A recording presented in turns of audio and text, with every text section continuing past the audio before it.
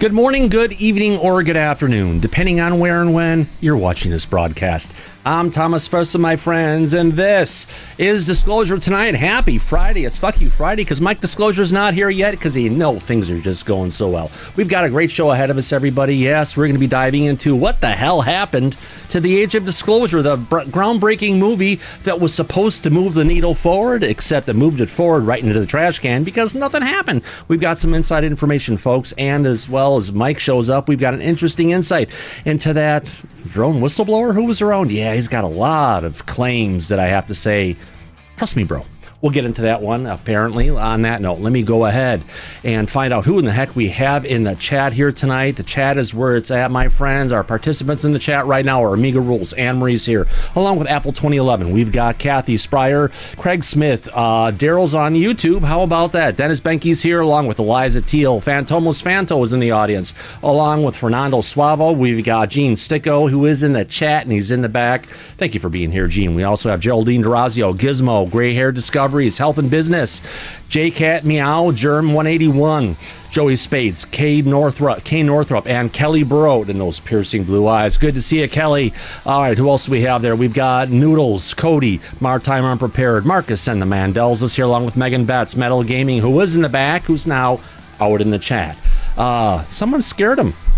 Mississippians here, along with Mr. Grimlock, Mr. Joey B, Ms. Cussow, Necessary Dialogue, Niles Guy, Patrick the Mysterious. Patrick! Good to see you, my friend. Peggy and Steve is here all the way from the great state of Florida.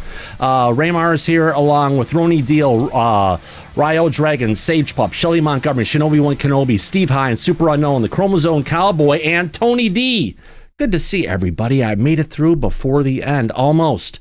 On that note, let me go ahead and find out where do I need to go now. Let's get into it. Hello, everybody. Hey, audience. How you doing? Yes, we've got an interesting look back on this phenomenal movie that we were supposed to get. It's never happened yet. There's been some tweets that came out that kind of gave us an idea where it's at. It's a very interesting situation, as Mike would say, to say the absolute least. Before we go ahead and move on, I want to bring in our dear friend, Gene Sticko. How's it going, Gene? Man, I am so jealous. Tonight? Good. You had a chance to hang out with the legend Peter Brady the other day from the original Brady Bunch. Christopher Knight, yeah, absolutely. It was a unique opportunity. Again, I have to always thank my wife for those. Yeah. Let me rub elbows with the jet set, so to speak. Oh, gosh, can't wait for the introduction. I am 1 degree of separation from Peter Brady now, folks. This is amazing. Big deal. Absolutely. Yeah. Mike, how you doing, my friend? Sorry, I'm late. Last minute preparation for the road trip tomorrow. Yeah, we're surprised you actually made it today. Thanks for taking the time out of the, oh, God, you got the station wagon loaded up and ready to go to find Wally World tomorrow? Yeah, just like that. Pretty close analogy. I agree. It's also good to see Rick and Gene joining us tonight. Oh, gosh, yes. Yeah, I guess Gene was just on with our friend Tyler over at Total Disclosure. Now, Tyler was in the chat saying, I'm not sure if I should show up, and he vanished. And I did send him a direct link to the chat if he wants to join us, Mike. Oh, Tyler knows he's more than welcome. He has an open door policy on the show. Oh, yeah. Mm-hmm. Hey, so we're the only UFO show out there that has a regular open door policy for anybody to come join. You know, it's not about my disclosure or your disclosure, Mike. It's about everybody's disclosure. Well, that's true, but we also happen to know Tyler, so he's more than welcome. Oh, gosh, yes, absolutely. I've heard some great stories from people in the back about Tyler that is just, he's an amazing individual. He's just been talking to so many people. It's wonderful, the reception he's been getting.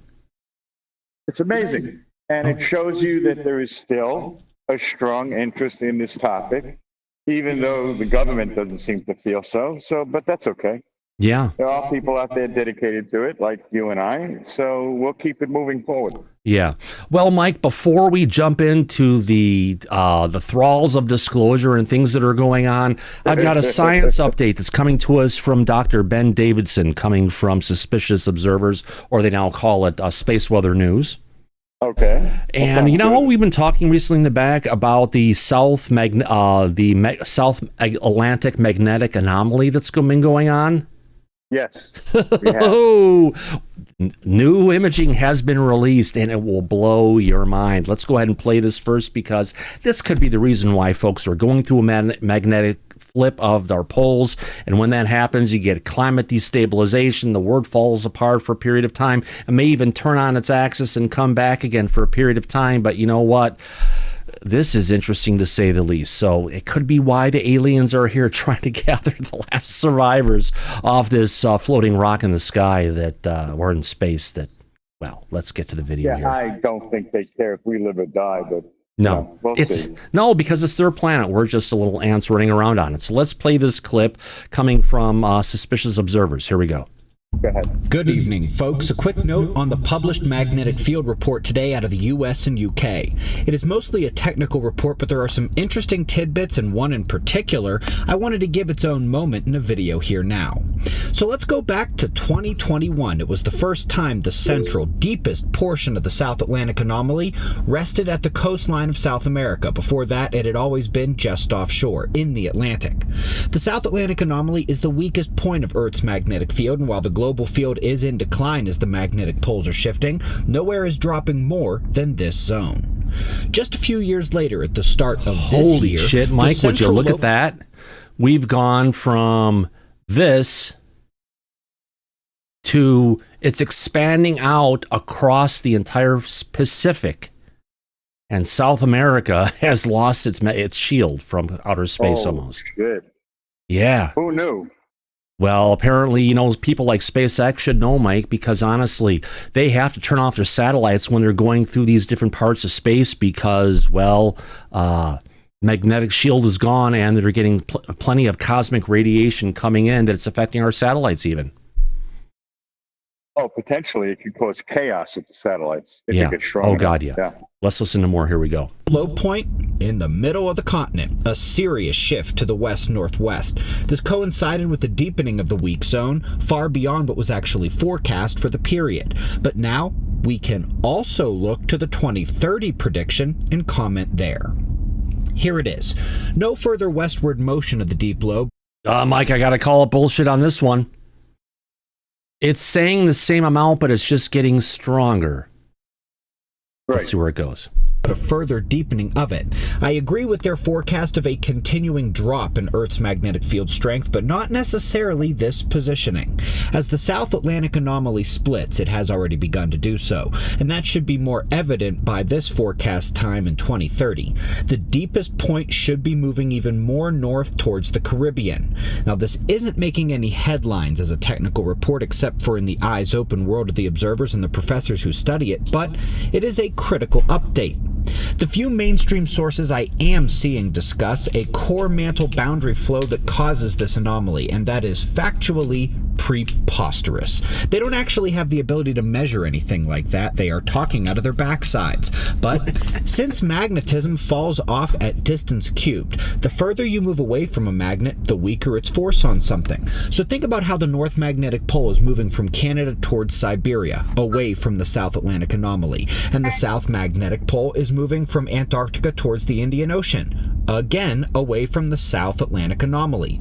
Both magnetic poles are moving away from this location, and it's not a coincidence. In fact, it's why the South Atlantic anomaly exists, and it's why it will almost certainly continue to be the weakest point in Earth's magnetic field through the duration of the ongoing magnetic pole shift. So just a quick reminder, I agree with their forecast that the magnetic field is going to continue to decline, but when the next report comes out in 2030, I do expect to see a little bit more of the splitting of the South Atlantic anomaly, with the central, deepest low portion of the weak field region moving a little bit further north. I'll see you in the morning for the Daily Show. And be safe, everyone. Mike, I have to go ahead and say, why is it if we get a report of where we're currently at with the anomaly, why do they have to wait every 5 years to give us the information when, seriously, at what we're dealing with here is a global, catastrophe on epic levels, that they shouldn't be giving us a monthly, if not yearly update?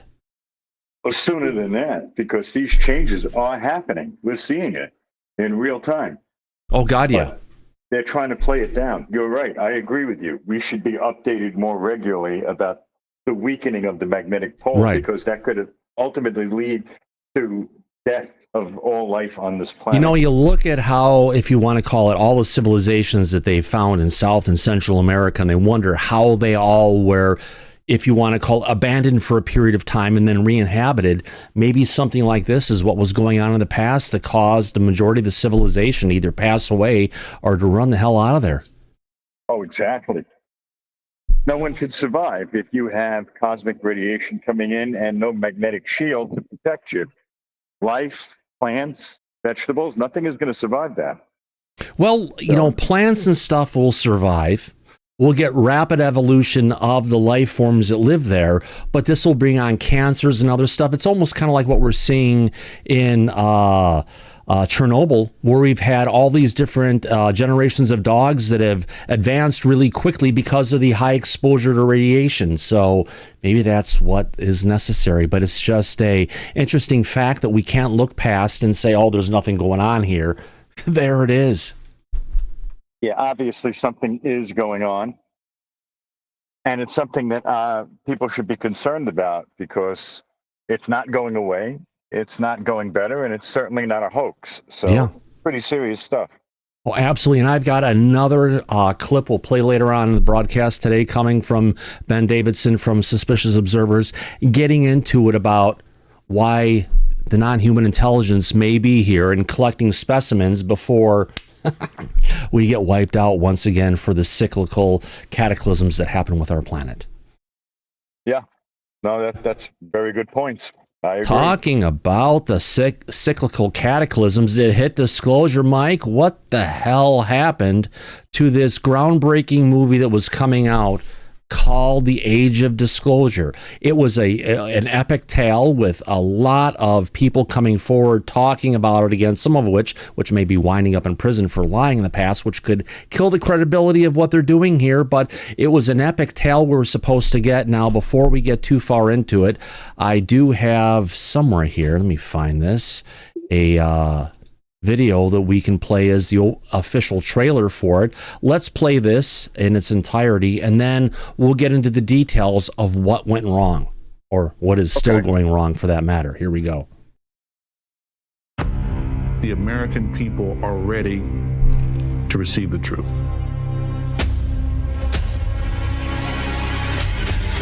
Humanity is not the only intelligence in the universe. Humanity is not the only intelligent species. We are absolutely not alone. Non-human intelligence exists. UAPs are real, they're here, and they're not human.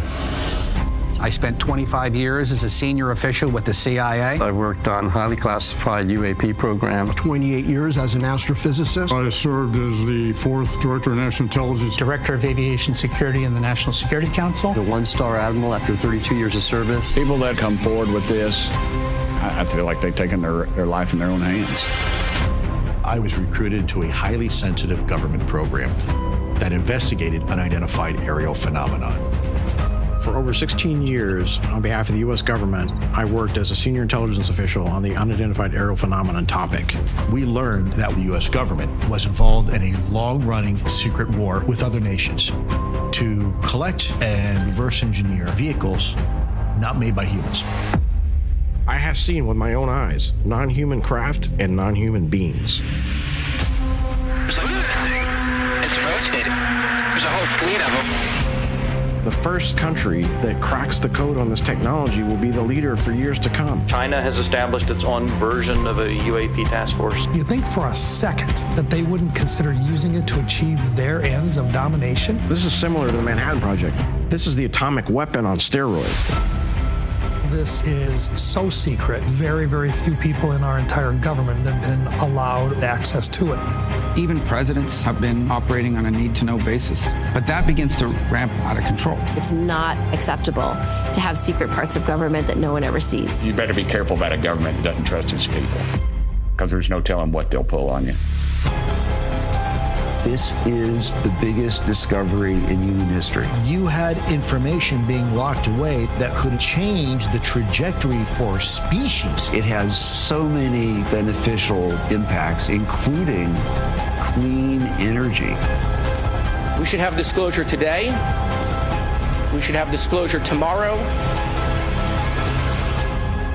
The time has come.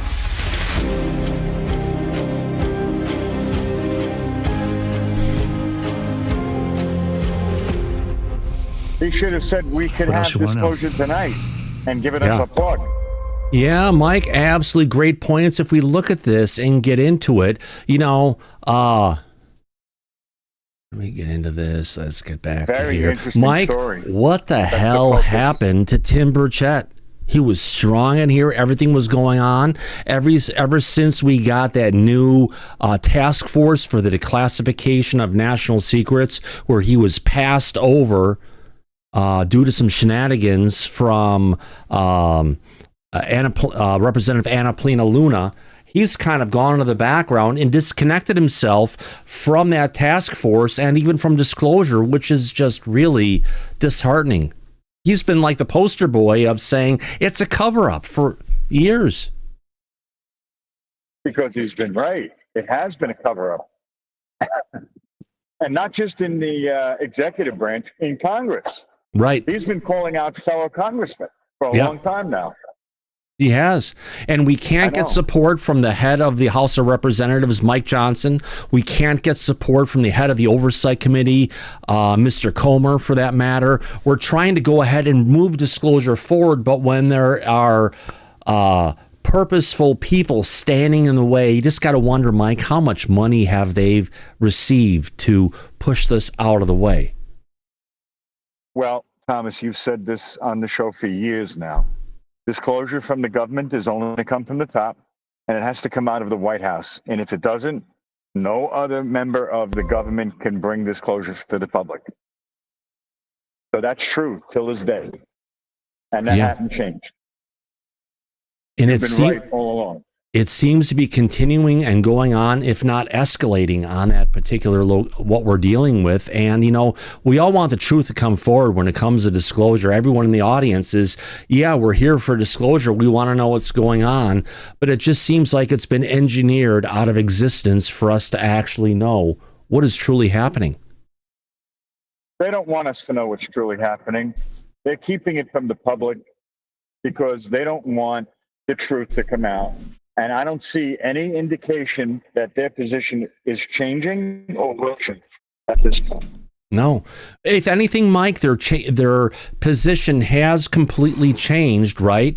For the worse, because when we had the UAPTF that came out, I guess, in the beginning of this conversation, we had the representative from Indiana who was there talking about this, and he was there, and he actually cheered the first UAPTF hearing that we had out there. And I have to say, under his direction and what we had going from the U.S. Navy before it was transferred to the Air Force, we were actually getting disclosure. We were getting an answer, but that rug has been pulled out from underneath us. It almost kind of like, Genie's bottle has been taken and given to President Trump at this point. Let's see if he rubs it and see what pops out. Small. Yeah, well, we thought he was going to use the disclosure of UAP to the public as a distraction from the Epstein files, but it doesn't seem to have worked out that way. No, it's not. But the Epstein files, although they didn't exist anymore and they released everything, wasn't it a huge tranche of files transferred over to Congress today? Yes, they did. They actually did. I have a feeling the reason it took so long is because they were sanitizing those files for any mention of Trump. We had that, and then we had Trump distracting everybody from those files going out by having Mick Trump burgers going and delivering to the ICE agents who are operating and the National Guard operating in Washington, D.C. Yeah, perfect. Fast food junkie. Yeah, good. What a freaking mess. Now, back to the whole story of talking about what the heck happened to the age of disclosure. Well, what we have here, folks, is a member in the Hollywood elite.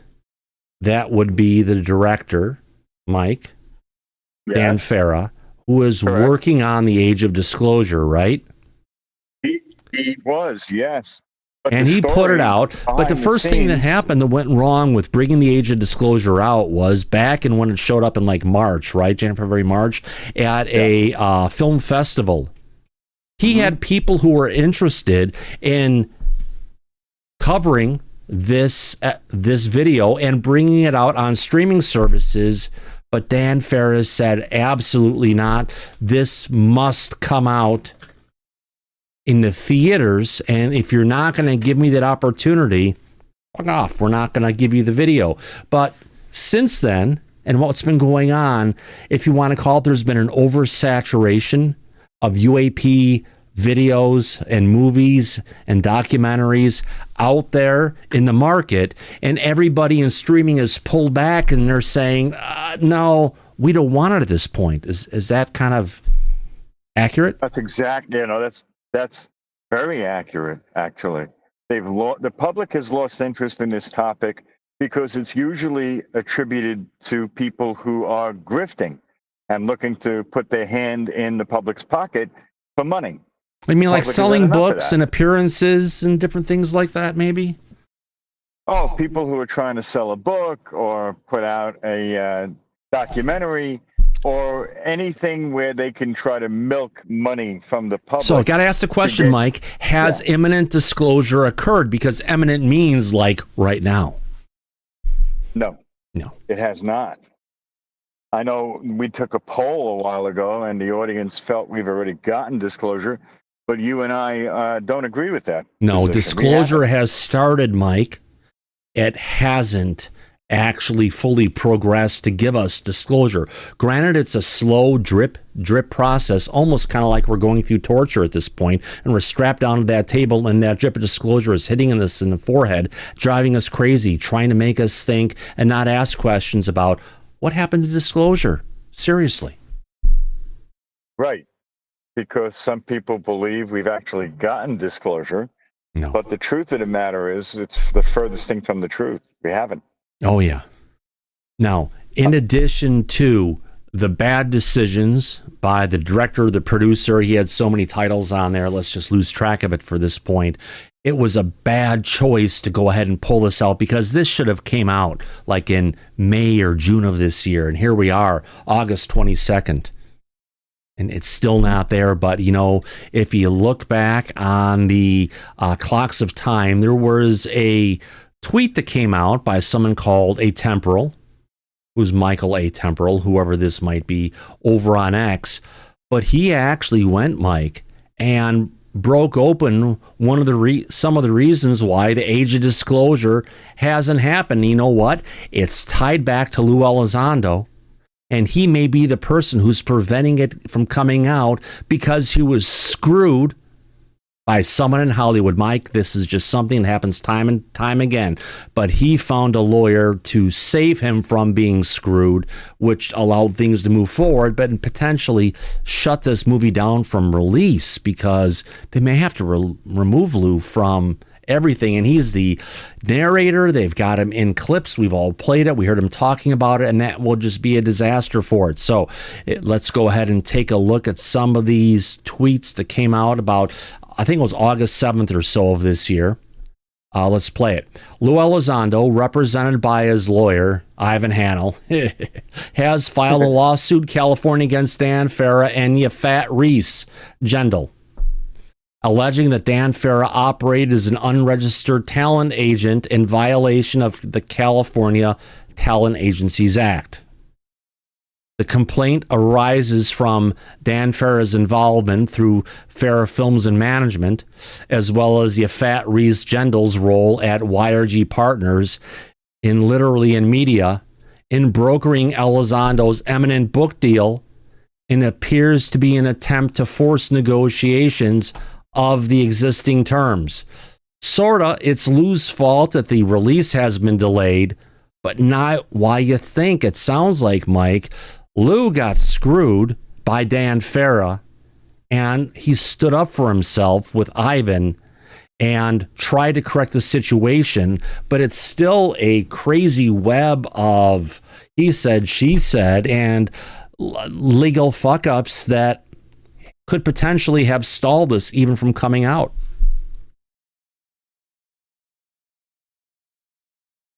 Mike?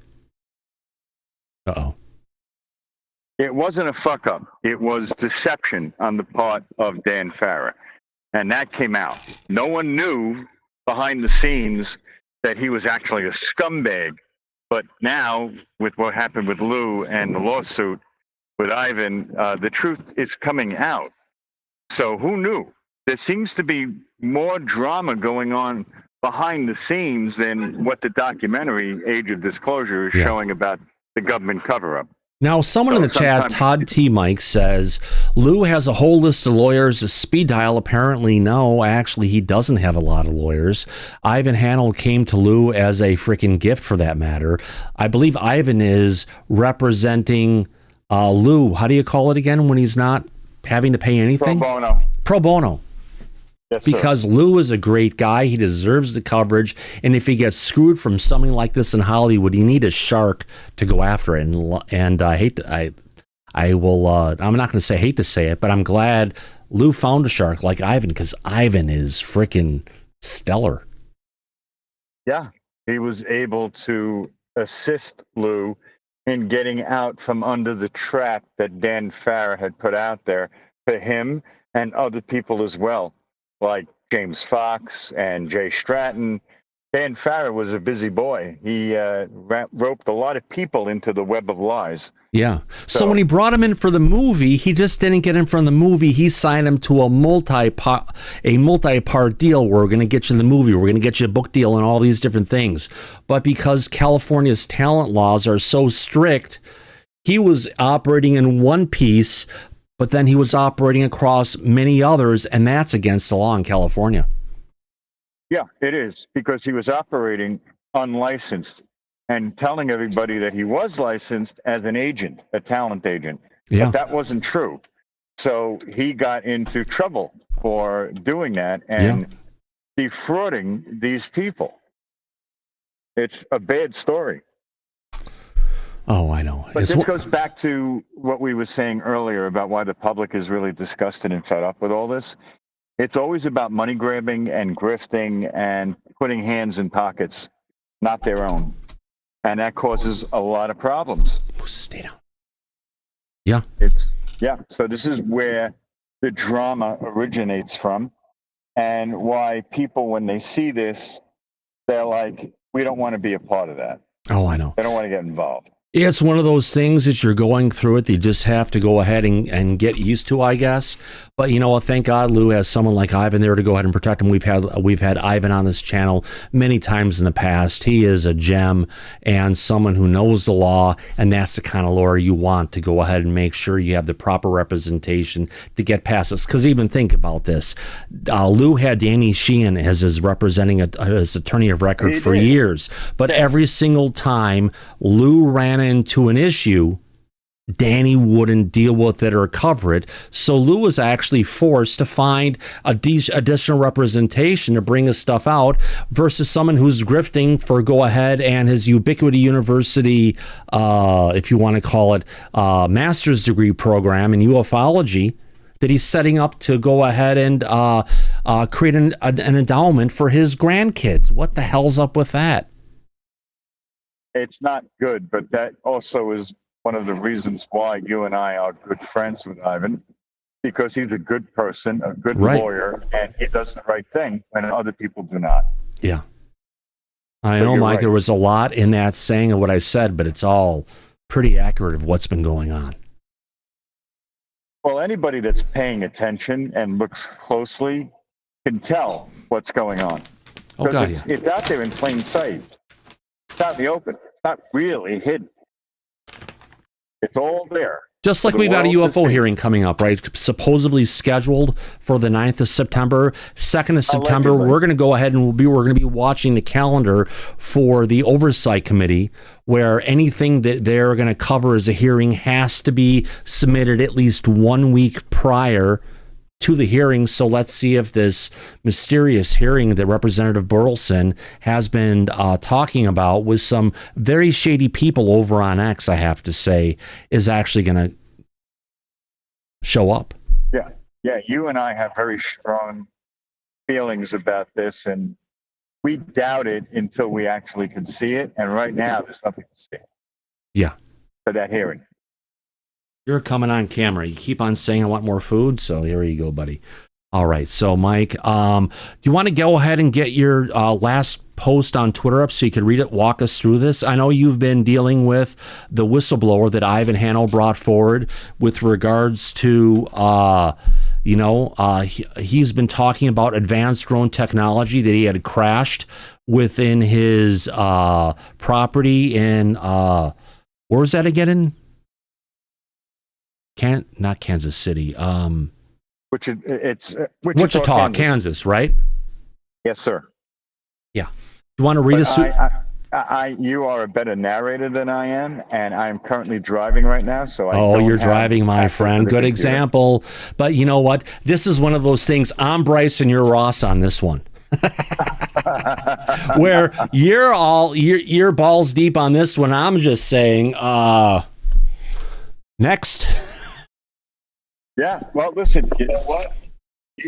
Everything is all in the post, and I'll be right here with you so we can talk. Okay, I've got on my array. I've determined it to keep the government trolls away from actually trying to break into me reading this. So let's get into this. On July 7th, 2025, Mike Disclosure broke the story of a civilian whistleblower here on X and on YouTube, Disclosure Tonight with Thomas Fessler. That same day, we interviewed his attorney, Ivan Handel, who laid out how his client had been ignored, discredited, and targeted by the very government he tried to help. At the time, the whistleblower's name was withheld. Now we know it's public. His name is Mike. Mike, how about that? It matches you, not just the last name.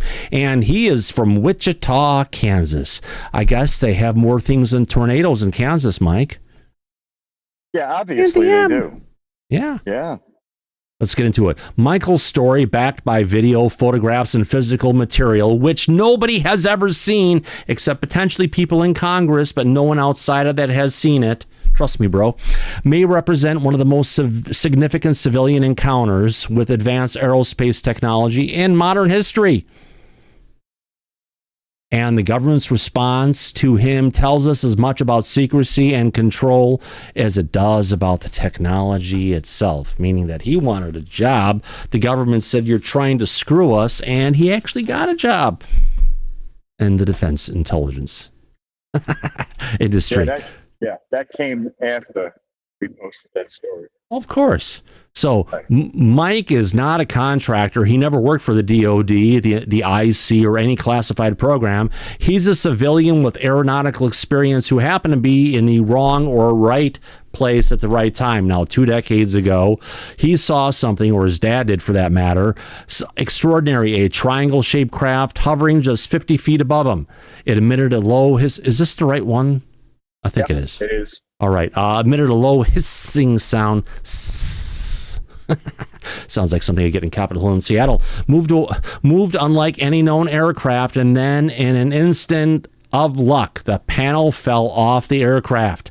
Michael recovered that panel. He also videotaped the encounter and took photographs of the craft itself, of which no standard civilians, Mike, have seen today, correct? That's correct. Yes. Sir. For the past 22 years, he claims he has studied that recovered material, seeking to understand its stealth properties and figure out what kind of propulsion or cloaking system it used.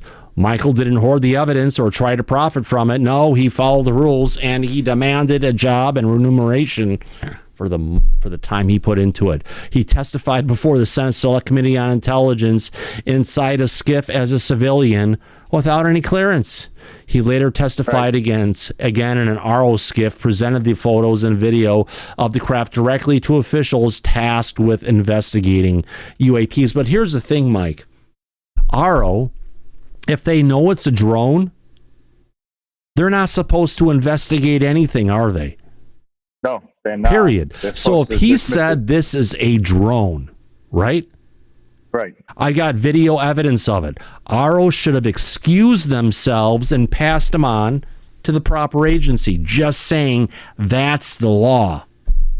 Right. But that's not what they did. No, They took his not at information. all. It just takes the hat back on again. Let me adjust it and get the signals right. All right, so despite this, Michael hit a wall.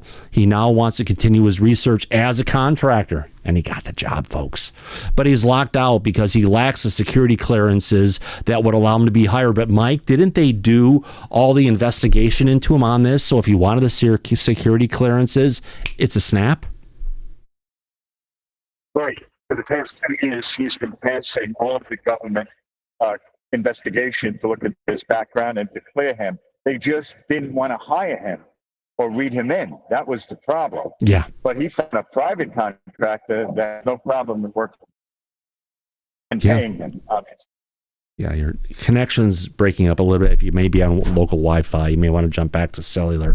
All right, so because he lacks the security clearances to allow him to be hired, in other words, the system created a paradox. He has the evidence, but not the credentials to investigate it further. But thank God for the military-industrial complex to recognize someone, hey, come on, join our team. And you can't talk about anything you found anymore because, psst, it's ours.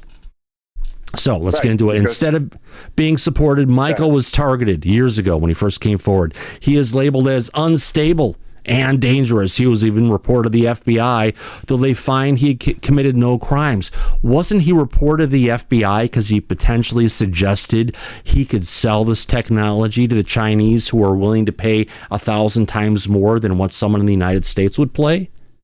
Yeah, that's what Tim Phillips said publicly. We covered that. You're right. So they were suspicious of him, and they didn't want to deal with it. Yeah. I gotcha. More recently, Tim Phillips, former head of ARO, he was the interim director of ARO, went on a record disparaging him as some comments as someone who cannot be trusted. This fits a familiar pattern when evidence threatens a narrative, attacks a messenger, but he was actually demanding monetary compensation and a job with the federal government. So that's kind of where they were going ahead and attacking him because he was so hell-bent on what he had found, what was going on. He almost was demanding remuneration from the government. So I can see in some perspectives why potentially they could call him out. Does that make sense, Mike? It does. They thought that he had ulterior motives. Yeah. And that he was looking to get paid, and he was trying to use the recovered material from that craft as a leverage. Yeah. And he did have some communication coming from China, and they knew about that, so they really didn't trust him. Burleson confirmed that as well recently. He said they don't think he's kosher. They don't want to deal with him. He has ulterior motives, an agenda. They don't like dealing with people who have their own personal agenda in play. Oh, by the way, Mike, we just got a super chat from Mr. Grimlock saying, love that hat. You guys have fun, and that's why Disclosure tonight is my favorite way to end the week. There you go. It's a way to kick back, talk about Disclosure, have a drink, have some fun times with friends, and hang out, right? Exactly. Yeah. Good for him. Thank you for the super chat. Absolutely, my friends. Let's get back into this story a little bit. Instead of being supported, Michael was targeted. When he first came forward, he was labeled as unstable and dangerous. He was even reported to the FBI. We got into that one.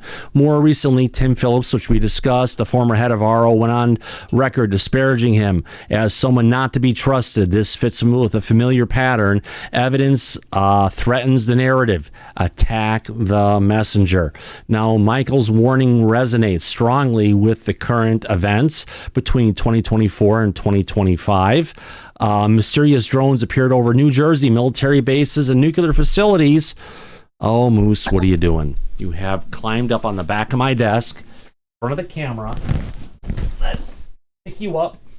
There we go. You can come in my lap now. You can wear the hat like Cupcake used to wear it. Here we go. Oh, yes, those drones evaded radar. They moved in unconventional ways. Air Force generals admitted on 60 Minutes they were unable to track them. We're talking about the drones over New Jersey, my friends. Let's get to it. While the White House brushed them off as FAA-registered research drones, journalist Ross Coulthard reported on something far different, that these craft employ electrogravitic propulsion. Oh, son of a bitch. Electrogravitic propulsion, yeah, my ass. Although there are some new rings around Uranus, so let's move on to it. Stealth systems and possibly even novel physics. Both the U.S. and China are suspected of having them.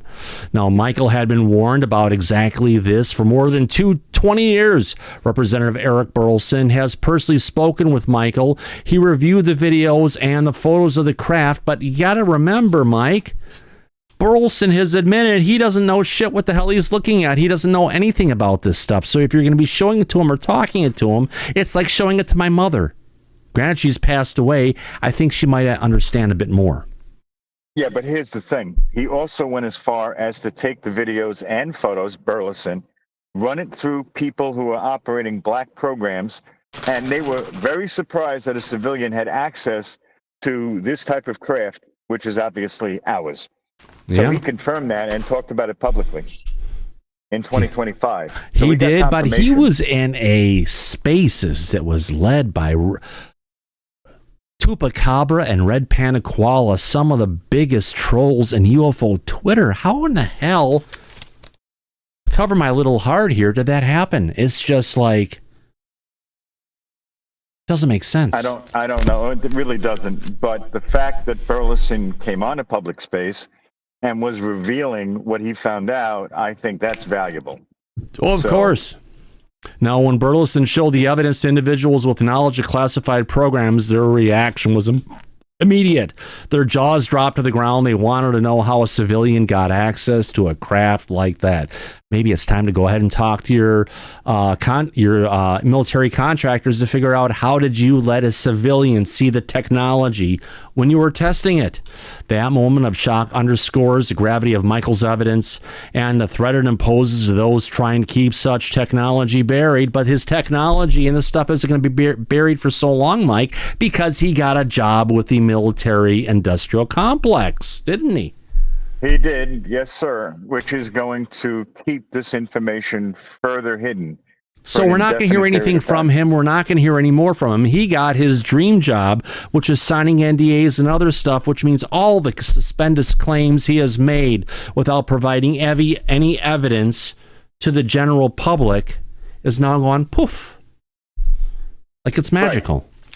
No, you're right, and it's unfortunate that it took that turn of events. You and I were pushing behind the scenes to get him to come out publicly, and he went in another direction for his work. But it sounds like it's the direction he's been trying to get for the longest time. He's been trying to get a job with the government, but he should have gone after the military-industrial complex, because they're the real people who are developing this stuff that he probably found in the first place. Oh, they are. And considering the panel fell off of this craft from the bottom of it and he collected, it sounds to me like that's something that Boeing probably would have manufactured. No, it sounds like Lockheed or something to that degree. You could blame it on Boeing, but that's more from the Spirit Airlines and other different facilities when they were trying to cut costs. If we're going back 20 years in time, probably not Boeing, it's somebody else. But we'll you know what? We're never going to find out now, are we? No, we're not, unfortunately. Yeah. So Michael's story isn't just about one man's encounter. It raises questions. Are there secret U.S. drone programs operating outside congressional oversight? Potentially, yes. If they employ high technology, they may not be disclosing everything to Congress, which is against the law. Right. A foreign surveillance platform flying freely over American airspace. Well, look what happened when we got that balloon that was flying over the United States, starting with Alaska, and then it came across the United States, and they finally shot it down over South Carolina during the Biden administration, and they found other objects that were flying around, and they were masked by our radar that was hiding them from everybody who was watching what was going on in our skies, purposefully. Correct. Yeah. NORAD had to change the filters to look for objects that were slow moving as opposed to That's fast. why NORAD wouldn't see them. That's why our air traffic controllers wouldn't see them, because they're not seeing an actual true radar. They're seeing a representation of radar that has been put together and composited with the different objects that we know what's going on with. And if something doesn't fit the model of what's there, or doesn't have a transponder or other stuff, it's not shown to the military or to civilians. They don't trust anybody, do they? Oh, no, absolutely not. Of course not. So this cover-up, like Tim Burchett has been saying all along, goes from the military to the Congress to the executive branch, and they are burying and covering everything up, including, obviously, they had some really interesting advanced technology 22 years ago, and they're still keeping it buried in 2025. Yeah. Which is, I think, a crime. Yeah. Or at least it should be. You asked the question, why are whistleblowers still smeared, sidelined, and silenced instead of protected? Because the additional Whistleblower Protections Act that has been put forward a couple times now in 2 different Congresses by Tim Burchett has been laughed at and dismissed. Correct. And there's been no active legislation or people going after it besides Tim's effort to try and correct this. Everyone seems to be hell-bent on Carl Nell's version of controlled disclosure that none of us want, none of us are going to benefit from, and it's going to lock up the truth for another 20 years plus, if not for perpetuity.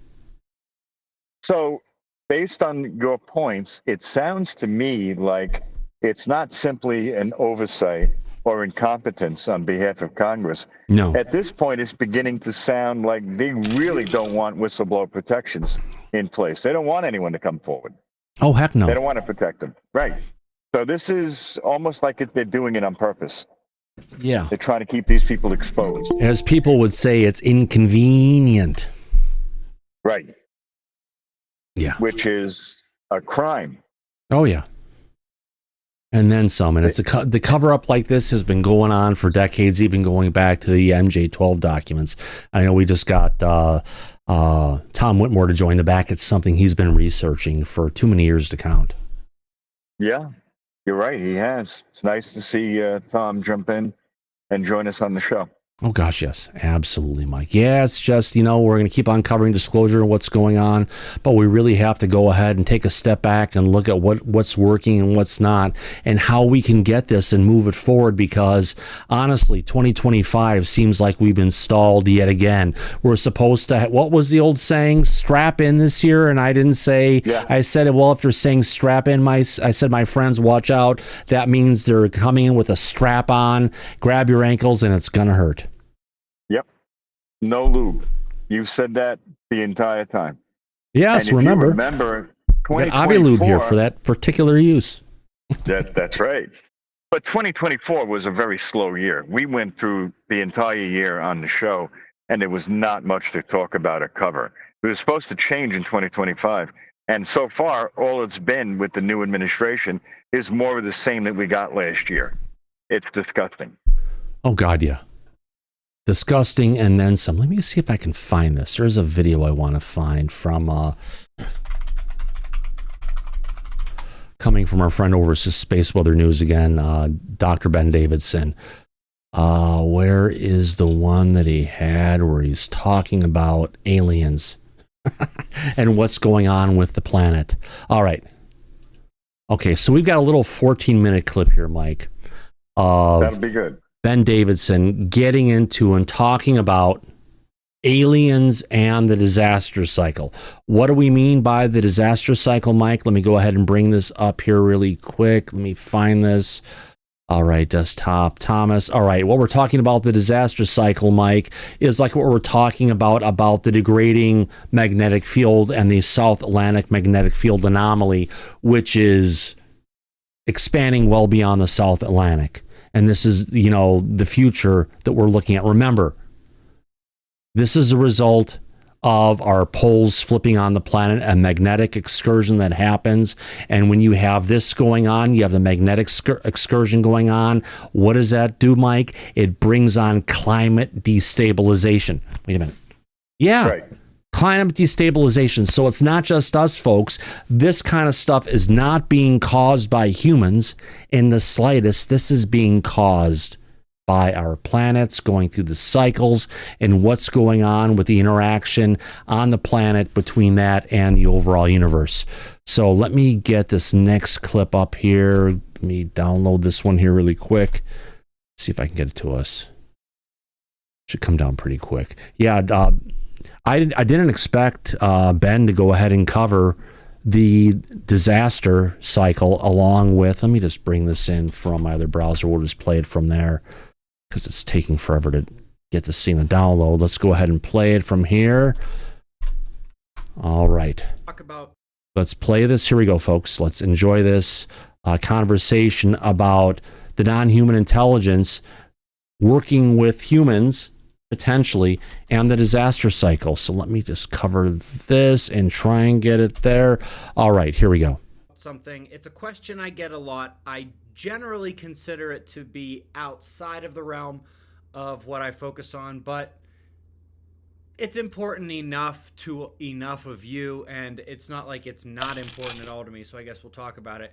And as the title of the video suggests, we're going to be talking about aliens, extraterrestrials, etc. when it comes to Earth's disaster cycle. Now, two prefacing things. One, we're not going to be talking about, is it aliens or is it angels? Okay, everyone's complaining about the volume being too low. I have another clip coming in right now. We're 35 seconds in. Let me go ahead and open this with an external application, get 35 seconds in.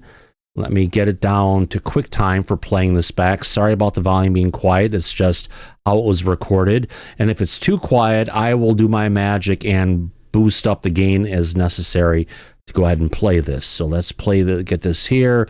Let's get this across the video full. And hopefully this will be a little bit louder. Here we go. Or is it angels and demons? Is it aliens that flew here from some other star, or are they interdimensional? That's not, that's a valid discussion, no doubt, but that's not the discussion we're going to have today. What we're going to be talking about today is, where does this whole growing ET thing, whether it's the news about it, or whether it's the increased sightings of UFOs, things like that, how does that play into the disaster cycle? And you might be thinking, aren't these two separate topics? They're two separate topics in the way that the sun and the earth are two separate topics, but obviously we can't separate those when we're talking about physics and solar forcing of different terrestrial phenomenon, weather, earthquakes, human health events, things like that. And in terms of the disaster cycle, we have spent a considerable amount of time tying in things that would seem to be unrelated, but absolutely are related. The best example I can think of is the stories of mythology or the stories of religion lending themselves shockingly well to the disaster cycle story itself. The one I am most familiar with is the Bible. We've got half of Isaiah talking about this. We've got Revelation talking about, and the fourth angel poured out his vial upon the sun, and the power was given unto him to scorch men with fire. We've got the book of Enoch, which was taken out of the Bible. I don't think that should have happened, but chapter 65, and Noah saw the earth turned over and knew its destruction was near. Not to mention all the Vedic stories, Norse mythology. It's everywhere, all right? Everyone was confused. But also everywhere is this discussion of the gods, people from the sky, the sky people, or the people from under the ground. There's quite a bit of that too, actually, more than I would have expected. But obviously those things can be brought into the disaster cycle discussion. But we've also been talking about how things like COVID and the vaccine, the transgender craze that's going on right now, the promotion of Satanism and degeneracy, and the other side of that coin, the tearing down of tradition, moral values, God in general. These things are misdirections, they're distractions, and they also doubly serve when it comes to things like insisting everything going on with the climate is our fault. While they are distracting and while they are misdirecting, they certainly also want to turn us against each other, keep us focused on very human, terrestrial things, while they steal our freedom, steal our resources, steal power, things like that. And so all of these things, we must have brought in 8 or 9 different topics to the disaster cycle. So why not the extraterrestrial topic as well? So whether we are some kind of experiment, whether we are a nursery, whether we are a galactic school. No, Mike, we're a farm, meaning we are here in the world, and they're bringing us to go ahead and eventually harvest something from us, which could be our consciousness. You missed that one. Yeah, it's either a farm or a zoo, Thomas. One or the other. I vote for a farm. You might be right. Yeah. All right, here we go. Where souls and or species can learn here on our planet. All of those very easily lend themselves to both someone keeping an eye on us, and 2, wanting to be there for observational purposes during this cyclical disaster of Earth, and also to make sure that their colony school experiment doesn't just end entirely. The amount of help that our ancestors proclaim they got from these sky people or these gods, whatever you want to call them. I don't care if you want to call them angels, demons. Again, that's not what we're talking about here today. It makes sense that they've been here. They've always been here. They've been watching. They've been testing and studying. There you go, Mike. Even Ben is saying they've always been here, which is something we've said so many times again and again. For years now, and I can't believe that I'm hearing Ben Davidson talking like this. He doesn't usually do that. He doesn't. That's why it's one of those broadcasts where a media partner with Ben. I got permission to show stuff from his channel, 4 years ago at least. It was one of the first people I reached out to go ahead when I was starting to cover this, and I wanted to be able to cover his stuff because I feel that the disaster cycle that he is talking about is truly tied to the return of the non-human intelligence. It's like they're trying to come here and buckle up the planet, get everything ready, take the samples they need before everything gets wiped out again. Exactly. All right, here we go. It's interesting to hear Ben talk like this. Oh yeah, God, yeah. Here we go. Helping maybe more than one species. Maybe there's a complete... Yes, and he reminds me of Patrick extremely. Different species that came in, and they're the ones doing the abductions. I'm trying hard not to make a probing joke right now.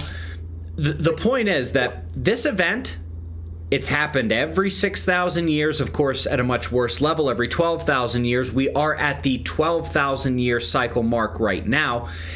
It not only makes sense that they're here, that they're monitoring, that they've been here for a while, but that they would want to be here specifically for what's happening on the planet right now and for what's about to happen to the planet right now. Because, Mike, they're here about the planet and not about us. We always want to think it's about us. No, it's not about us. It's not about our planet. It's about their planet and what they've been doing with their farm. Right. Yeah. And unfortunately, yeah. But now, again, he just said he doesn't want to make a probing joke. He just did by saying that. Oh my God, there are so many neural, if you want to call it, neurons and stuff in our intestines. If you wanted to have a service port to get access to what's going on, take a deep dive, my friend, because that's probably the best place to go. Without actually destroying the person. Because if you go down the neck, no, it's not going to get there. But up the chute, yeah, it's going to give you the connections you need. Here we go. I imagine it's visually spectacular when the sun does what it's going to do. I imagine that they want to understand a lot of the processes and how that's working. Understand that they probably want to understand why we're behaving the way that we're behaving right now, after basically moving in a pretty linear fashion towards more civility, less degeneracy, more advancement, etc., etc. All of a sudden, we find ourselves becoming dumber, more emotionally unstable, basically devolving back to trying to figure out what our pronouns are. It's, I mean, could you imagine watching a species go through what we're going through right now and knowing what's about to happen with the sun and the earth? No part of what's happening right now on the ET realm sort of shocks me. And in fact, it doesn't shock you either. How many times have, whether it's, a member of the current administration or even in the past administration when they were basically saying, yep, these are non-human craft, these are this, Pentagon hearings, congressional hearings, nobody cared. Mike, he is so on target on this point, because the truth of the matter is we had all those different hearings. The day after the hearing, Mike Morris, who's the attorney of the EBEs, brought out and he took pictures of all the headlines of all the newspapers that were out there. And you know what, Mike? Not one newspaper covered any of the hearings and made it as a headline for people to know what the fuck is going on. It's almost like Ben has been watching our show. Yeah. He's repeating the same points that we've been making for a long time. And it's nice to hear someone who has like 600,000 viewers who watch him on a regular basis for his shows to come out and talk like this. Now, to talk about someone who I brought up earlier, who reminds me of Ben. Patrick, what say you? This is so friggin' crazy. So I've never seen this video. I don't know who this dude is. Check the timestamp on when you mentioned me and also what I stated at that time. I had this exact conversation via text with my wife last night explaining this vision that I had. And I will be willing to screenshot it to show that the conversation was yesterday. This is blowing my mind watching this. And then when you go, yeah, this guy reminds me of Patrick, I'm like, this is now beyond creepy, because I haven't been on in what? It's been like a year and a half since I was a normal on the show. And then just out of the fluke to watch this, my head is fucking exploding. I'm sorry for, I had this conversation last night. No, if people don't know who you are, Patrick, but when we had the video that we brought out for what was going on with the UFOs that were over Malta back in the time, you were watching the stuff and we were actually playing it and going through it for the first time live for our audience. You actually said, stop, there's another one. We found a few, yeah. Yeah, we found a couple more that we didn't even realize that were there. Once right in front of the jet. It was amazing, absolutely amazing. Yeah. But yeah, no, it's for those in the back or for those who don't know me, I used to hang around a lot, and I just thought it was crazy that something told me, go on Thomas's show tonight. Couldn't really figure out what it was. And then this video now is blowing my mind. And then the fact that Thomas reminds me of Patrick. I got to tell you, I don't proclaim myself to be a seer of anything, but I have had some crazy predictions, and I'm very rarely wrong with them. The fact that last night I had these thoughts and now I'm watching this video is just unsettling to me, to so many things down to my faith. So let's roll the tape here. Just don't go ahead and put your hair like Ben's, because, keep it slicked back, my friend. You're fine. We have a couple more people in the back with their hands up before we continue on with this video. Let's go on to Freezer Man first and then on to Ed. Freezer Man, what say you? What I was going to say is the way he's talking and what he's been saying, it's making me think this is why the government is not coming out with disclosure, because they know that humanity is going to be wiped out. And they don't want to scare the shit out of people. One of the books that was out there called The Adam and Eve Story came out back in the 50s or 60s to some of that extent. After it came out and was released, it was actually pulled off the market and out of bookstores by the CIA. And when it was re-released later on, and this is someone who's talking about the disaster cycles, the cyclical action that happens every 6,000, 12,000, 24,000 years. When it was put on, they redacted a bunch of part of it, and this is part of the conversation that Mr. Salty's talking about. If we could go to Ed Brown. Go ahead, Ed.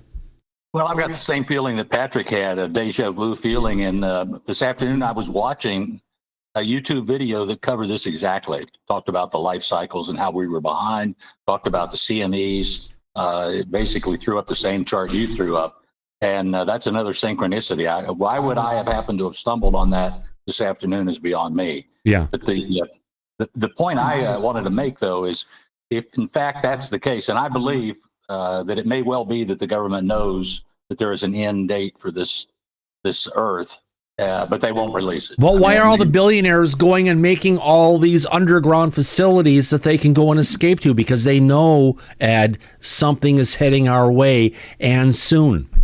Well, they do. And perhaps it's going to hit you like a brick, Thomas, but you know what happens when believers look at that? They call it the rapture. And what will happen is people will be taken away and the rest will be left to suffer out through that CME. See, there's no hope for escape for me where I live. If anything, I'll get up on the roof and watch all the stuff come and hit us head on. Celebrate it. That's about all we can do. Well, we will see. And it'll happen September of next year, by the way.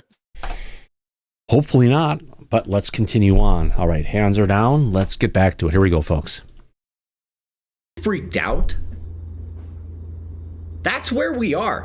And, you know, I have to imagine that whether this place is a nursery, an experiment, a school, or a civilization prison, there's no part of there's no option where their presence doesn't make sense. Literally none of the options where it doesn't make sense. I think that there's a lot of obfuscation and confusion right now because a lot of the UFOs that we are seeing, they're probably us. Probably our government or the Chinese government, things like that.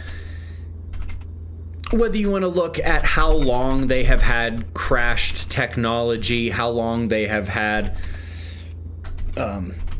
virtually unfettered access to certain physics theories due to classification, whether you're looking at the patent office. I mean, the U.S. Navy has an incredible plasma universe anti-gravity patent. It's amazing. I've read it, and the math checks out. Now, I haven't built one and tried it.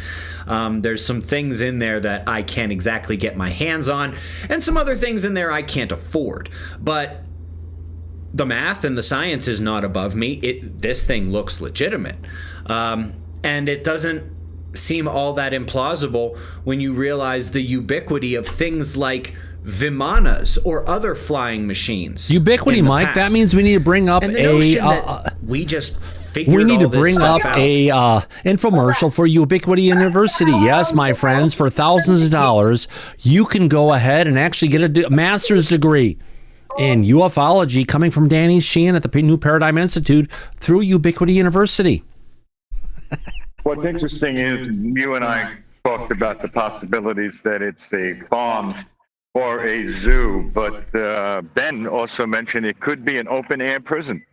Yeah. So he made the next possible alternative to what could be going on. We'll add it he's on a roll, and what most people may not understand, and why we're talking about this like this, is because normally Ben Davidson runs a very normal mainstream channel. He runs a science broadcast daily videos at 4:20 a.m. in the New Valley of the Sun. Take note, 4:20 a.m., folks. There's not a reason why it's not 4:20, but there is. But he covers this on a daily basis, regular updates, things have been going on. He's been covering this for years, and he gets it. Yeah, he runs a mainstream scientific channel. Well, we call it mainstream, but it's almost that alternative science view, because remember, Mike, we deal with scientism, historism, religiousism, and different things where they want to take and treat different scientific theories like it's religion. If you bring up something that breaks the mold of what is accepted, you're relegated to being a heretic. But Ben makes sense on a regular basis. Yeah, and Ben is a scientist, so he knows what he's talking about. Yeah, he is. Right. Yeah. That has a lot to do with it as well. Oh, God, yeah. Exactly. Here we go. Just learned how to do it. It's not impossible, but it makes a lot more sense if we had help. Which is another great reason why they would be here. They want to be here to make sure that when this is all said and done, those who survived the cosmic Super Bowl, that week of hell, can rebuild and do this. I don't put that past them at all. Most of you know that my childhood best friend, Adrian D'Amico, Suspect Sky, he pretty much thinks they're all evil and all bad. And I know I'm going to get a text message or a phone call about this video at some point, where he's going to remind me again of how much he disagrees with me on this. And I will admit, he's a much bigger UFO, UAP, alien, ET, he's a much bigger expert on all of that than I am. I'm imagining many of you are a much bigger expert on all of that than I am. But I still find it difficult to just discount the idea that throughout history, these sky people have been trying to help. Yeah. It just makes sense. So, from that perspective, how does ETs, interdimensional beings, aliens and demons, and by the way, if it's aliens and... Hey, Mike, even Ben Davidson is calling out these non-human intelligences interdimensional beings, which is something that's come out. It's been repeated recently by Eric Burleson, but it's something that's been in the vernacular for over 20 years. You know, some people initially introduced by... Colonel John Alexander from the days of SRI and remote viewing. Right. No, this has been going on for a long time, but as we get further down the road on disclosure, the truth starts to come out from credible sources. And, you know, we heard David Grush testifying under oath in July 26, 2023 at the UAP hearing, stating that it's interdimensional. So, yeah, we now know that this is not just a theory anymore. It seems to be a fact. And interdimensional means they are here, but they are operating. Their place of origin is out of our dimension of time and space. Now, we got some people in the back with their hands up. Let's get to Laura Campbell, or remote viewing targeter. Laura, what say you? Yeah, I'm going to quote from Secret Machine's book when they said that perhaps we are in a symbiotic relationship with them where they need us and God help us, we need them. Yeah. Yeah, I don't think that's true. I agree with Ben's friend. I think when it comes down to it, at that moment in time, we're going to be in for the fight of our lives, and I plan on being a part of the resistance. Yeah. So I'm not giving up. No. We should have, but great thought, Laura. I appreciate that. Let's go on to Patrick. Your hand is up, my friend. Yeah, so if I could really quickly explain to people, and this is the easiest way to understand interdimensional and interdimensionality. We all have radios.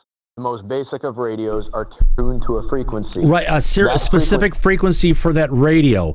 But if you look at the radio signals, the Wi-Fi signals, you look at the signals for 3G, 4G, 5G, the different things that are out there, they're all operating in the same space, right? Yeah. Bingo.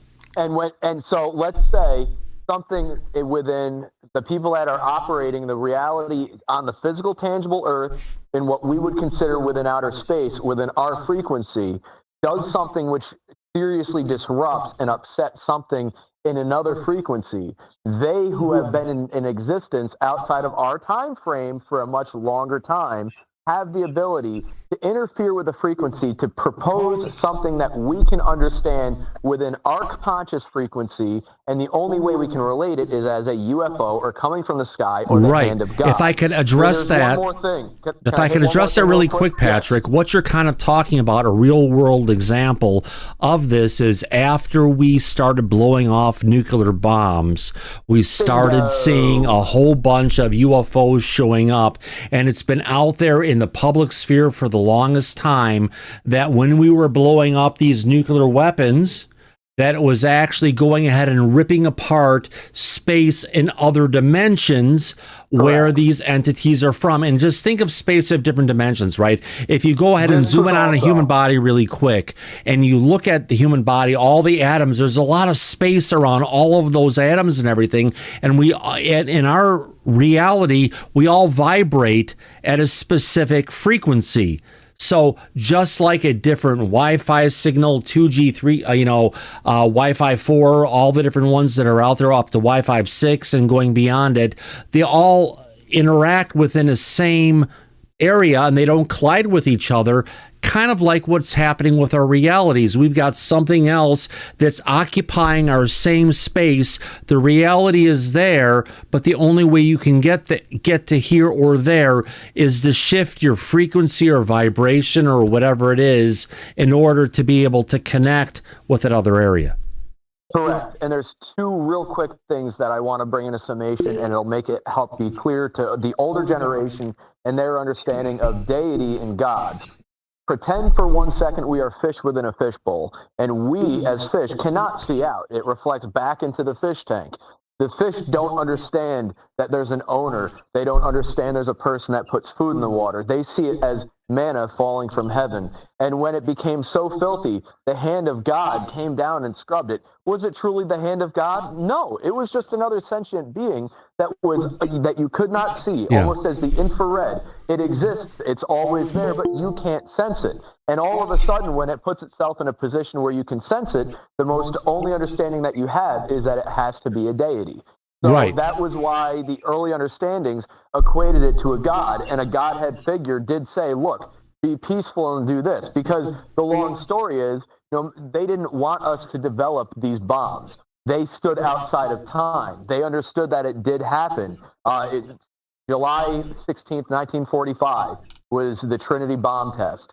This is my autism speaking here. And from that moment forward, the sightings that we had seen had just astronomically exploded, and they put themselves in the positions not only to be seen, but be seen by the right people. But the thing is, they've been here being seen for hundreds of thousands of years, if you want to call it, for as long as humanity's been here, which means these could be our progenitors that helped create us from the fauna that was on the planet and got us to this point, and have been delivering things here or there along the way to bring us up to the point for whatever reason, not what we have, but what they have. And this is a deep conversation. If we could, I want to get to Gene and then get back to this video. But thank you for being here, Patrick. Great conversation. Thanks for having me.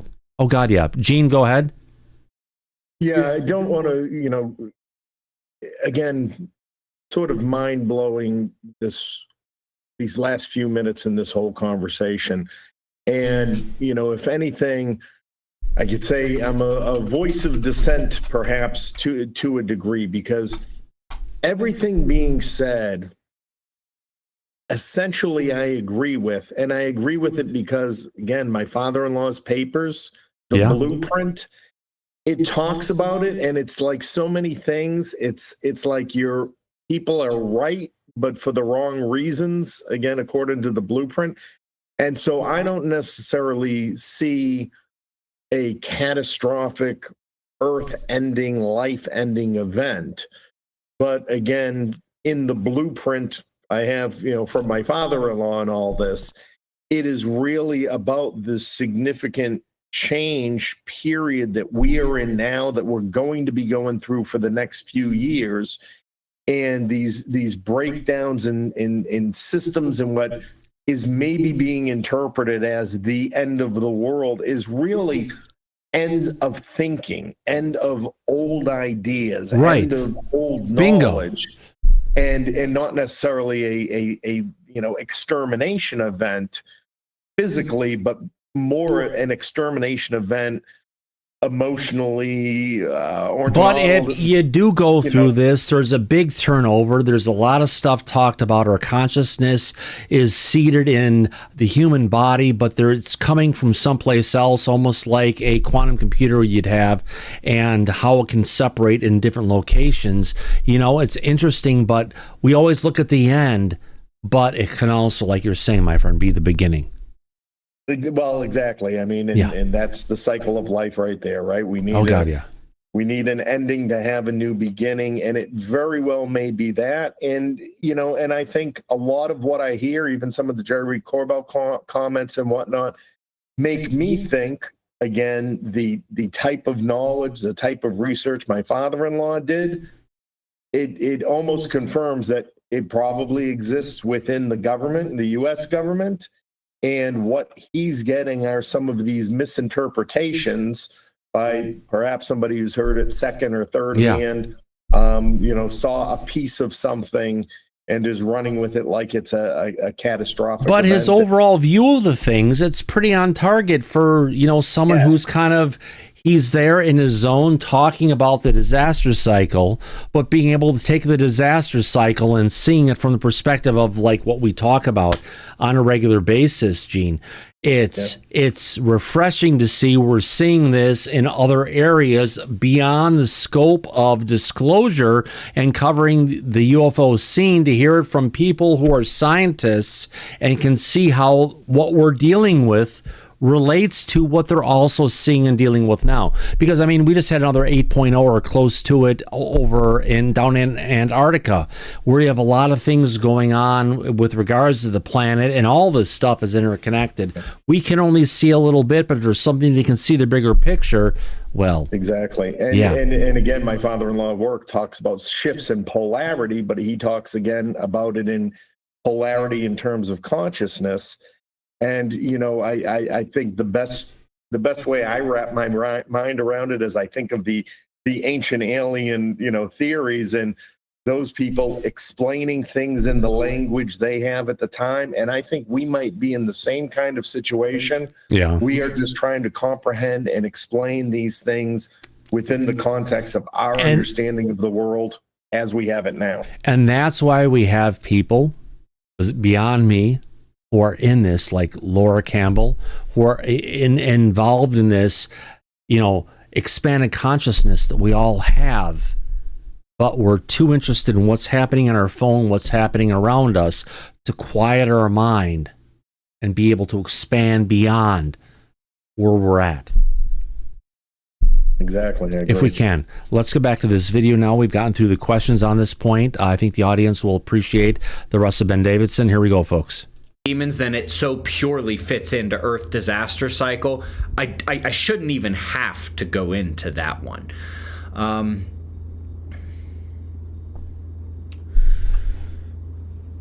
When you're talking about this planet, and there's just way too many weird coincidences about this planet.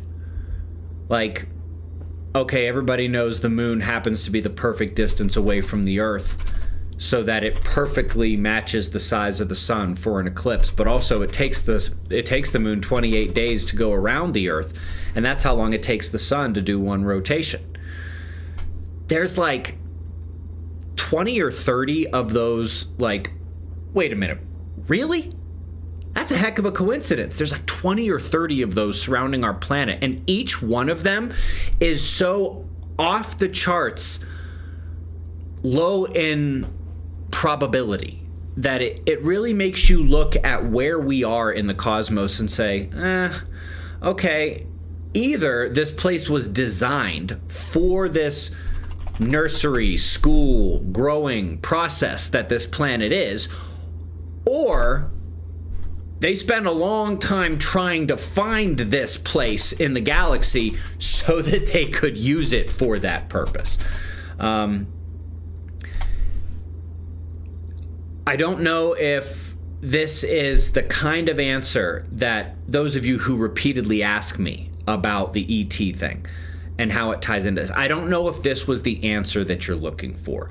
But let me summarize just by saying, I think they've been here. I think they're here now. I think a lot of what we are seeing is actually our human technology. I think a lot of the publicly controlled discussion on this is a misdirection, a limited hangout, a psyop. And I do think that they want to be here. Really quick, I need to interrupt this message to Mr. Morris and your beautiful wife of so many years. Cheers, my friend.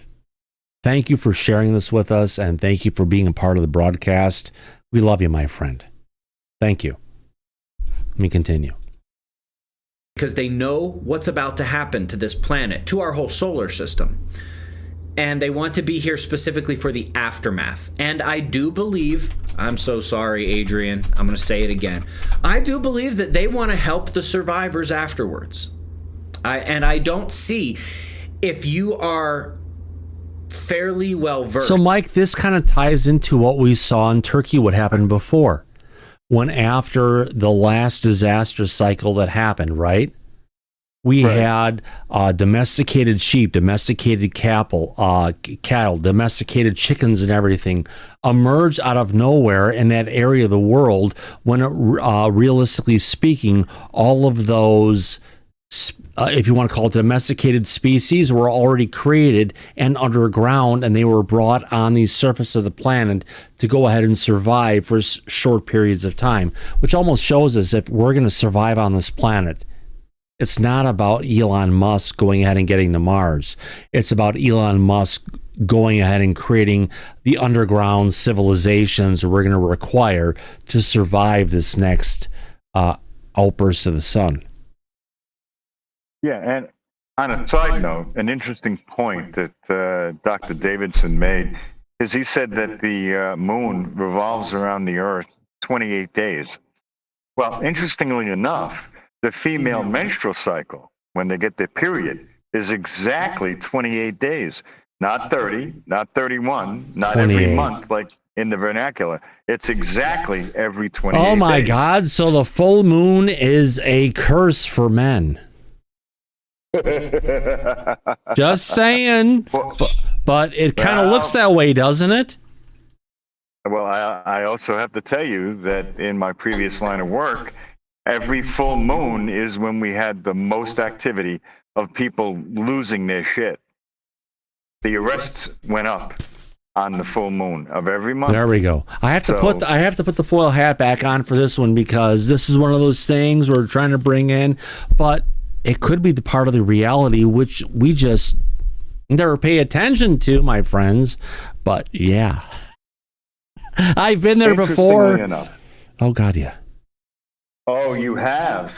So you know full well what I'm talking about. I know my ex-wife who gambled away $1 million and everything else. Oh God, yeah. I was there at a period of time and I said, no more of this bullshit. Yep. Things have a way of working, but it's interesting where the conversation has been going with this. Yeah. So we still have, believe it or not, we still have a couple minutes of Ben left to finish us off. No, it's fine because again, Ben has a mainstream scientific show. Bingo. And you don't hear him talking like this, so I never. Find it fascinating. Yeah. It was nice that Mike Morris had brought this to be played on the show. Oh, no. Mike Morris didn't bring Ben Davidson. I've been watching Suspicious Observers since before 2012, like 2010 for that matter. No. But he made you aware of this episode, correct? No, he didn't. I did. Oh, okay. I brought up Mike as different points of part of it for what's been going on from Ben, but no. I brought forward Ben because I've been watching Ben for a long time. And he is on target for what's going on. It even freaked out my mom when she was still around, saying, oh my God, how can you say this stuff? This is just terrible. But the reality of it is you have to look at the cycles the planet, our solar system goes through for the sun and how it relates to the center of our galaxy as we're going around it. It's like live science. It's real. And I get where he's coming from. And from my perspective, I agree. And I'm sure a lot of our people in our audience, that's why I've shared his URL in the chat a couple times already, because it's important. Yeah, no, you're right. I agree with you. Finish the clip with Ben. Let's play it. And I just sent you a DM. We have breaking news. Oh boy, let's play that, and I'll play the clip, and here we go. On the ancient civilization topic, especially if you get into their claims about the gods or the people who came down from the sky, who helped them, and the notion that there are lost civilizations, that humans have risen and fallen, that we didn't start all this just 6,000 years ago in Sumer. If you're well versed, so he's talking about the clay the clay tablets that were put together in Samaria in the past and what they talked about, the gods and everything that was there, right, Mike? Yeah, that's He's correct, touching Thomas. on our ancient history, and it's just, you can't look past it. Again, Our props. origins. Yeah, he's making some interesting points. 100%. On that, I don't see how you couldn't at least partially agree with what I'm saying here about the intentions of at least some. Okay, maybe there are some bad aliens, but if you are well versed on all those things I just mentioned, it would be hard for me to imagine you just throwing in the trash my hypothesis that they're here now, they've been here, they're going to be here, they want to be here for this event, and they want to help the survivors, just as our ancestors from long ago proclaimed. But it's not just the survivors of humanity, Mike. It seems it's like the survivors of anything on the planet, whether that's a monkey or a dolphin or anything. Yeah, I agree, Thomas. Yeah. You're right about that. Yeah. Was Good done point. for them. Anyway, I'm sorry for ignoring this specific topic for so long, especially because I very clearly made efforts to include religion, to include culture and politics and economics and all these other crazy things of clown world to show that these are actually all one thing. These are all tied together. And I admit, I just straight up ignored the alien topic when I was going outside of the disaster cycle, pure physics. But no longer, and now that is my opinion. It is just my opinion. I have zero facts or evidence to back that up. But I do think it's well-founded, and it's not the worst hypothesis. I would love to know what you agree with, what you disagree with, and anything else you have to say on the topic of aliens and Earth's disaster cycle down there in the comments. And I'll see you in the morning for the Daily Show. Be safe, everyone. Yeah, Mike, your breaking UFOs alert. Let me find that. Where is that at? Videos. Does this have tool? Does this connect with James Telset, who's the Lockheed Martin CEO? No, this has to do with Ivan Hanel, who we spoke about earlier. Oh my tonight. God! Let's bring that out right now. Get to it, my friend. Yeah. So our good friend Ivan Hanel. What has he got, my friend? What has he dropped? Because this is like the unfiltered view at Disclosure that we all deserve, right? Yeah. Oh God, where's Ivan taking us makes the today? Announcement, friends and enemies and in-betweens, I am leaving you for a while. If I return, it is never good news. Hasta la vista, baby. Good luck finding the interdimensional space ghost. Yeah, so Ivan is leaving the community. So he sold his legal firm and got crazy. He said he wasn't going to say anything else, but he spoke up more. The last time he said he wasn't going to say anything, it was like amplification, right? Yeah, but then when Luna was going after Lou, he got involved, and it got really, well, we covered it on the show. Yeah. We turned into Mike, big handle shit this for show. 30 seconds. I'll be right back. And a lot of drama that was coming between Lou and Representative Luna and his attorney, our good friend Ivan Hanel, who decided to get involved and argue about she was now threatening subpoenas against Lou, which, if anybody has been paying attention, Lou Elizondo is the last person on earth you would need to use a subpoena against. He has voluntarily come and testified before Congress. He is constantly going to Washington, D.C. to participate in private meetings with Congress. So the fact that she escalated it to the degree of making threats that are completely unnecessary made absolutely no sense to anybody. So that's when Ivan got involved, and it got very heated and escalated at that point. Now Ivan is leaving the community and going on his way. and is not going to be involved, I guess, in this back and forth day-to-day drama moving forward. So, yeah, things are changing, and not always for the better. But Mike, I have to bring it up and say the question. Try and get Ivan to, I know you're not going to be here tomorrow because you're on the Wally World trip of the century. I am. You know, if Ivan could come on the show tomorrow and just lay out this to the public and address it, we'd love to have him on. I'll ask him. Yeah. I know the last time I asked him, he wasn't able to do that, but I can ask him again. Ask him again. We'd love to have him on tomorrow. It would be a great opportunity to have a show because, as we know, everything Disclosure is kind of like, well, dead at this point. Oh, you and I talk about that every day. We know exactly how dead it is. Oh. So... yeah. But wait a minute. I have to bring this out. This is sent to us from the attorney of the EBEs, Mike Morris. He's saying, let me see if I can bring this up here. Where does it go? How can I get it up here? Document. Let's go to this one. All right, here we go. So coming to us from Ross Colhart.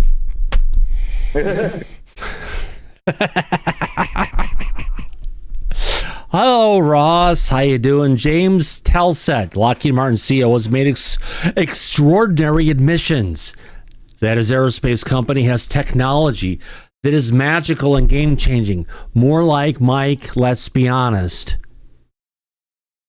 Lockheed Martin won $1 billion in debt.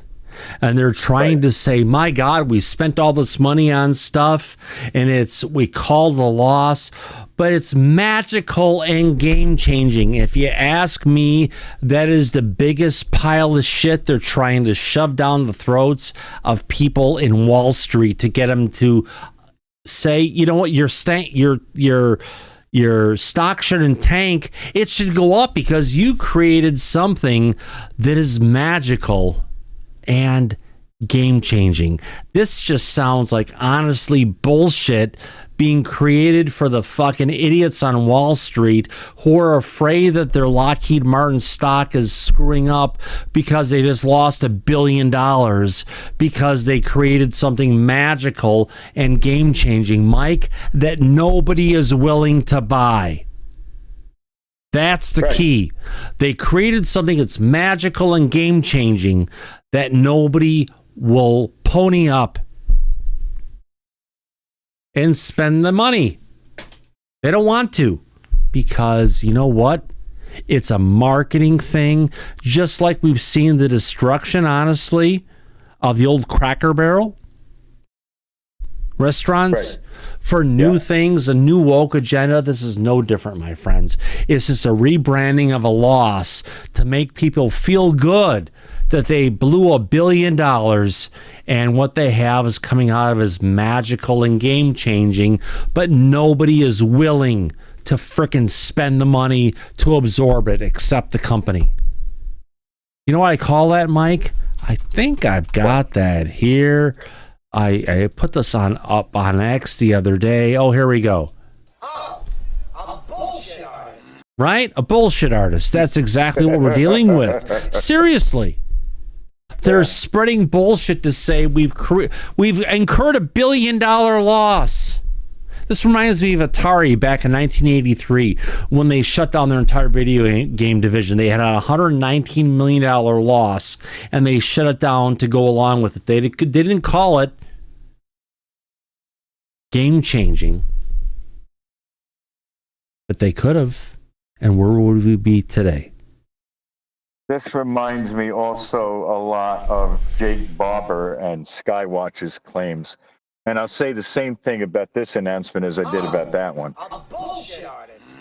Yeah. Well, more importantly, also, we ain't found shit. Yeah. Right. My point would be, if you have this magical technology, just fucking show it to us already. Yeah. The only thing he's talking. Just like your friend, just like the person you were reporting on, that Pavel reported on from Psychoactivio, if this guy has all of this stuff, right, and he's bringing it out and talking about it and everything, I'm fucking tired of trust me, bro. Period. You're right. if you're talking about this stuff, fucking show the facts. Otherwise, shut the fuck up. And I think our audience would recognize that and saying, yeah, it's just more hype to bring things along, make him sound like he's better than frickin' sliced bread. And you know what? We just discovered the toaster. Yeah, you're right. You're absolutely right about that. We have heard this shit. The public is tired of hearing this over and over and over again. That's it. Now, Intriguingly, CEO Talsec concluded, quote, "We probably won't be able to talk about what the tech is for many years to come, but I can assure you that it's going to be in high demand for a very long time." You know, Mike, I think we need to pull out the Avi Lube because we need to go ahead and find how many moons are actually orbiting Uranus. We got the lube. Bend over and grab, my friend. That's where we're at, and it's just disgusting. We all want the truth on this. Everybody does. You're right. Yeah. Flat out. Tired of hearing the same bullshit. No, you're right. But unfortunately, as far as our friend Ivan is concerned, he is done. And he's not coming on the show tomorrow. He is done with all of this and everything for now. So that's how bad it's gotten, unfortunately. So Ivan's run away from it, and he said he's done. Wow. He's leaving. He's not going to be. Well, my God, he's said some amazing things over the last week. Like, got to be honest. Oh, he has. You're right. And we covered it. Oh, so we did. He's had enough of this shit hold on as a well. second. I think I've got that. I can play that. Let me get to, where is Brave? Okay, there's Brave. Let me, we haven't finished Ben Davidson yet, but that's all right. Let me get to X. I want to get to bookmarks. Hold on. I got to play this one. Goddamn, let it go. We'll get there shortly. On that note, before we lose track of where we're at, Mike, I think, have we played the whole end of the video for Ben? No, we got a couple. I think we're done with Ben at this point. Yeah, we are. Three Eye Atlas is still something people are interested in, but it's a matter of trying to understand what's coming out there, what's heading our way. Yeah, but we've covered that as well, and there's really nothing new on that, and we're, I think, at the end of our time for the show tonight. Oh, absolutely, my friends. If we can, my friends. Let me get to this and bring it up.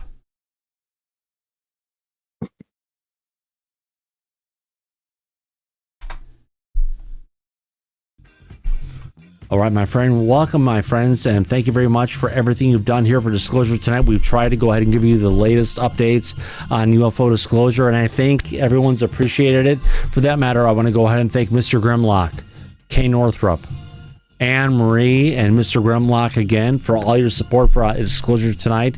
We are a fan-funded program, and you are where it's at. Thank you very much, everybody. We've had a great time and a great opportunity to talk about Disclosure. For that matter, I want to go ahead and stop this and go ahead and say, Mike, thank you for coming out tonight. I appreciate you being here. Oh, my pleasure. It was a lot of fun, my friend. Great show, good conversation. Thank you for doing it. Absolutely, Mike, and as we usually say at the end of every episode of Disclosure tonight, eyes open, no fear, be safe, everybody, but go back to Party City where you belong. Absolutely, we're catching the flip side, and everybody, see you soon. Take care, bye-bye.